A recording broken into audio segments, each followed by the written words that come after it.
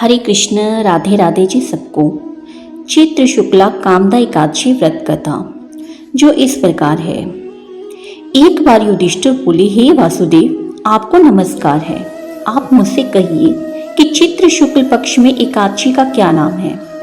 श्री कृष्ण जी बोले, हे राजन, पापों का नाश करने वाली और पुण्य को बढ़ाने वाली चैत्र मास के शुक्ल पक्ष में कामदा नाम की एकादशी होती है। इसकी कथा को सुनो।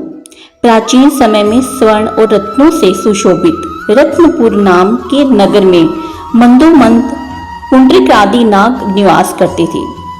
गंधर्व, किन्नर और अप्सरा राजा पुंडरिक का सेवन करते थे। वहां ललिता नाम की सुंदर अप्सरा और ललित नाम का गंधर्व रहता था। वे दोनों स्त्री पुरुष प्रेम से युक्त और धन धान्य से भरे हुए अपने घर में सदा क्रीड़ा करते थे। ललिता के हृदय में सदा पति बसता था। पति के हृदय में सदा ललिता स्त्री निवास करती थी। एक समय सभा में पुंडरिक आदि गंधर्व क्रीड़ा कर रहे थे और स्त्री रहित ललित गंधर्व गान कर रहा था।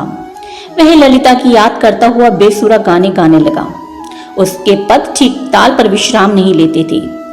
कक्रोच नाग इस भेद को जान गया और उसने पुंडरिक नाग से जाकर सब वृतांत कह दिया। क्रोध से पुंडरिक की आंखें लाल हो गई। उसने कामातुर हुए ललित को श्राप दे दिया। हे दुर्बुद्धे, तू मनुष्य को खाने वाला राक्षस हो गया है, क्योंकि तू मेरे सामने गान करता हुआ स्त्री के वश में हो गया। उसके वचन से वह राक्षस रूप हो गया। उसके भयंकर मुख और बुरे नेत्रों को देखने से डर लगता था। ललिता अपने पति की भयंकर आकृति को देखकर दुखी होकर चिंता करने लगी कि मेरा पति श्राप से पीड़ित है, मैं क्या करूं, कहां जाऊं। इस चिंता से उसको शांति नहीं मिलती थी। वह दोनों कठिन वन में घूमने लगे। वह राक्षस निर्दयी, पापी, कुरूप और मनुष्यों को खाने वाला हो गया। ललिता उसकी यह दशा देखकर बहुत दुखी हुई और रोती हुई उसके साथ गंभीर वन में घूमने लगी। एक समय ललिता ने विंध्याचल के शिखर पर श्रृंगी ऋषि का परम पवित्र आश्रम देखा। ललिता शीघ्र ही वहां गई और नम्रता पूर्वक बैठ गई। उसको देखकर मुनीश्वर बोले, हे शुभे, तू कौन है और किसकी बेटी है? किसके लिए यहाँ आई हुई है? यह मेरे सामने सत्य कह।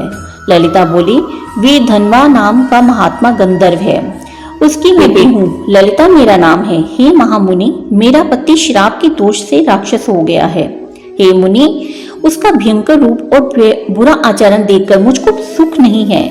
हे प्रभु, अब मुझे उसका प्रायश्चित बताइए जिससे वह राक्षस योनि से छूट जाए। ऋषि बोले, हे रंभोरु, चैत्र मास के शुक्ल पक्ष की कामदा नाम की एकादशी है। इसका व्रत करने से मनुष्यों की इच्छा पूरी होती है। मेरे कहने से विधि पूर्वक उसका व्रत करो। इस व्रत का पुण्य अपने पति के लिए दे दो, इसलिए उसका श्राप क्षण भर में दूर हो जाएगा।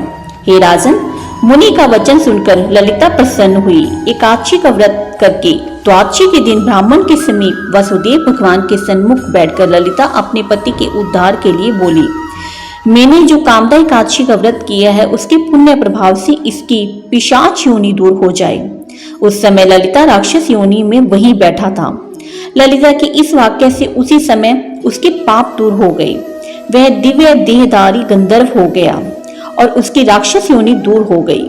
हे नृप, श्रेष्ठ, यह जानकर इसका व्रत अच्छी तरह से करना चाहिए। लोगों के हित के लिए मैंने तुमसे कहा है। इस व्रत को करने से सब पाप नष्ट हो जाते हैं। इसी के साथ यह चैत्र शुक्ला कामदा एकादशी व्रत कथा समाप्त होती है। हरि बोल, हरि बोल, हरि बोल।